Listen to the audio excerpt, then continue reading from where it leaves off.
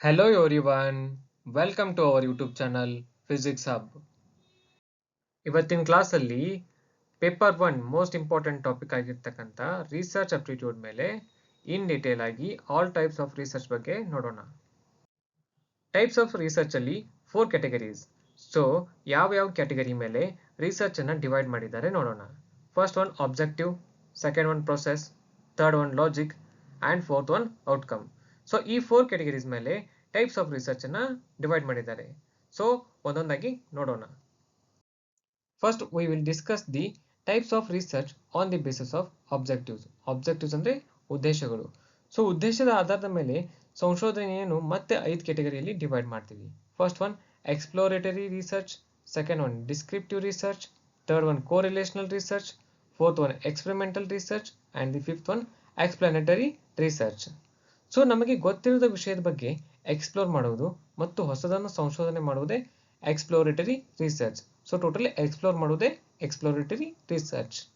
Next one ನಮಗೆ ಗೊತ್ತಿರುವ ವಿಷಯದ ಬಗ್ಗೆ ವಿವರಣೆ ಮಾಡುವುದು, ಎಕ್ಸ್ಪ್ಲೋರ್ ಮಾಡಿದ್ದನ್ನು ಡಿಸ್ಕ್ರೈಬ್ ಮಾಡುವುದೇ descriptive research that describes the exploring the event. Next ಯಾವುದೇ ಎರಡು ವೇರಿಯೇಬಲ್ಸ್ ಆಗಲಿ ಅಥವಾ ರಿಸರ್ಚ್ ನಡುವೆ ಸಂಬಂಧವನ್ನು ಕಲ್ಪಿಸುವ research correlational research. So this indicates the relation between the two variables. Next, ಯಾವುದೇ ಒಂದು ಎಕ್ಸ್ಪೆರಿಮೆಂಟ್ ಮಾಡಿ ಬರುವ ರಿಸಲ್ಟ್ ಅನ್ನು ನೋಡಿ ಇದು ಸರಿ ಇದೆಯಾ ಆರ್ ರಾಂಗ್ ಇದೆಯಾ ಅಂತ ಹೇಳಿ ಡಿಸೈಡ್ ಮಾಡೋದೇ ಎಕ್ಸ್ಪೆರಿಮೆಂಟಲ್ ರಿಸರ್ಚ್. ನೆಕ್ಸ್ಟ್ ಯಾವುದೇ ಒಂದು ಸಂಶೋಧನೆ ಅಥವಾ ಇನ್ಯಾವುದೇ ಘಟನೆ ಏಕೆ ಆಗ್ತಿದೆ ಅಂತ ಹೇಳಿ ಎಕ್ಸ್ಪ್ಲೇನ್ ಮಾಡುವುದು, ಅದಕ್ಕೆ ರೀಸನ್ ಅನ್ನು ಕೊಡುವುದು, ಈ ರಿಸಲ್ಟ್ ಇದೇ ತರ ಯಾಕೆ ಬಂತ ಅಂತ ಹೇಳಿ ಟೋಟಲಿ ಎಕ್ಸ್ಪ್ಲೇನ್ ಮಾಡುವುದೇ explanatory research. Next we will discuss the types of research on the basis of outcomes. Outcomes ಅಂದ್ರೆ ಪರಿಣಾಮ. ಸೊ ಪರಿಣಾಮದ ಆಧಾರದ ಮೇಲೆ ಸಂಶೋಧನೆಯನ್ನು ಮತ್ತೆ 3 ಕ್ಯಾಟಗರಿಯಲ್ಲಿ ಡಿವೈಡ್ ಮಾಡ್ತೀವಿ. First one basic or fundamental research, second one applied research, third one action research. ಈಗ ರಿಸರ್ಚ್ ಮಾಡುವ ಪರಿಣಾಮವಾಗಿ ನಮಗೆ ನಾಲೆಜ್ ಸಿಕ್ಕರೆ ಅಥವಾ ನ್ಯೂ ಥಿಯರಿ ಸಿಕ್ಕರೆ ಅಥವಾ we got new principle, then this is the basic or fundamental research.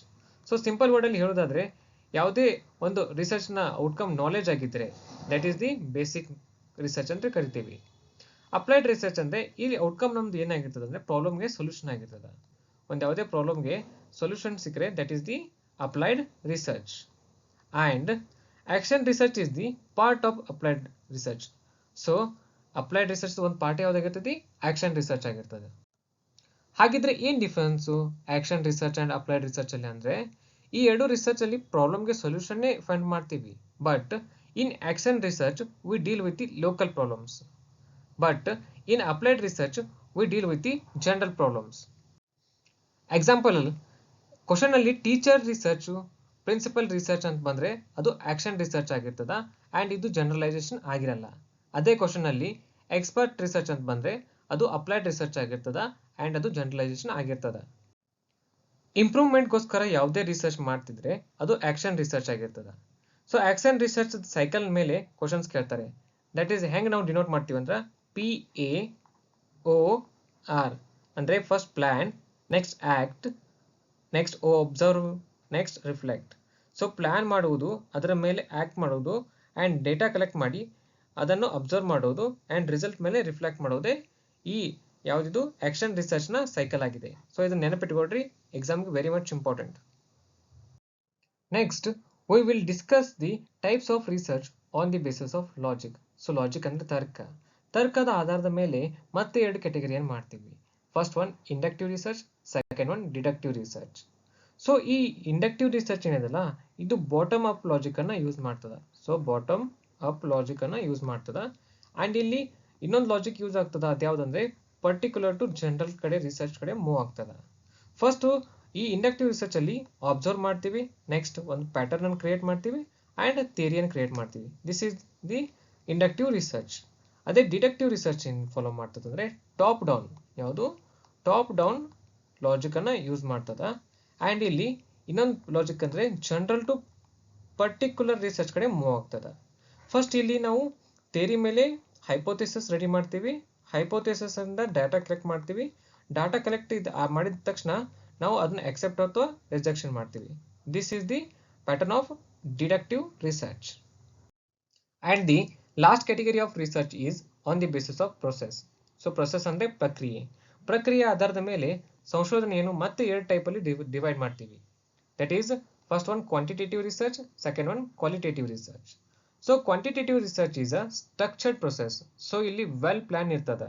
ಅದೇ qualitative research is unstructured plan ಅಥವಾ ಅನ್ಸ್ಟ್ರಕ್ಚರ್ಡ್ ಪ್ರೊಸೆಸ್ ಆಗಿರ್ತದೆ. ಇಲ್ಲಿ ಯಾವುದೇ ಪ್ಲಾನಿಂಗ್ ಇರಂಗಿಲ್ಲ. ಬಿಕಾಸ್ ಇಲ್ಲಿ ನಾವು ಹೇಗೆ ರಿಸರ್ಚ್ ಕಂಡಕ್ಟ್ ಮಾಡ್ತಾ ಹೋಗ್ತೀವಲ್ಲ ಅದರ ಮೇಲೆ ಪ್ಲಾನಿಂಗ್ ಮಾಡ್ತಾ ಹೋಗಬೇಕು. So this is unstructured process ಆಗಿರ್ತದೆ.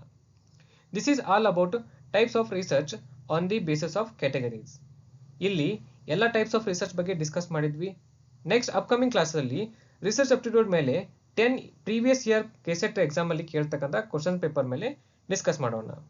ಮೇಕ್ ಶೂರ್ ಈ ಕ್ಲಾಸ್ ಶಾರ್ಟ್ ಔಟ್ ಮಾಡಿ ರಿವೈಸ್ ಮಾಡಿಕೊಡ್ರಿ. ಬಿಕಾಸ್ ಕ್ವಶನ್ ಸಾಲ್ವ್ ಮಾಡ್ಬೇಕಾದ್ರೆ ಹೆಲ್ಪ್ ಆಗ್ತದ. In previous class higher education system ಮೇಲೆ KSET previous year questions from 2013 to 2024 total 10 years question paper ಅನ್ನ discuss ಮಾಡಿದ್ದೇನೆ. And physical science question paper 2021 ಅನ್ನ discuss ಮಾಡಿದ್ದೇನೆ. And some important topics ಆಗಿರ್ತಕ್ಕಂಥ important regulatory and statutory bodies and teaching aptitude ಮೇಲೆ most important questions ಅನ್ನ discuss ಮಾಡಿದ್ದೆ. So ಇನ್ನು ಯಾರು ನೋಡಿಲ್ಲ ನೋಡ್ರಿ. ಏನೇ ಡೌಟ್ಸ್ ಇದ್ರೆ ಕಮೆಂಟ್ ಮಾಡಿ. Thank you so much all of you. Have a great day. Like, share and subscribe our channel.